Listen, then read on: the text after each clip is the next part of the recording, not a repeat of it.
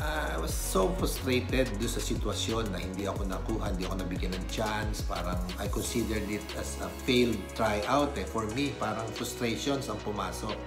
So the whole, almost half of the year, talagang parang I don't want to be involved in basketball. In fact, hindi ako sumali sa intrams. Ganun ako ka-frustrated na parang, wala ka na. Pagdating ng summer of next year, ayun, try out uli ako. So, doon ko siya in-embrace. Doon ko tinanggap na parang it's a challenge for me na parang eto na, this is my chance na i-prove sa kanila na deserving ako to be in the lineup.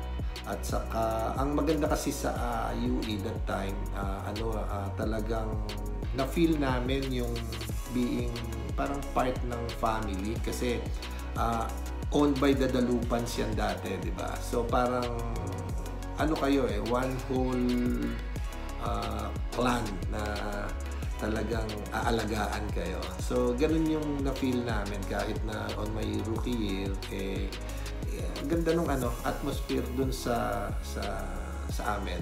Yung pag-welcome nila sa amin ng faculty, staff, at saka yung part of the team.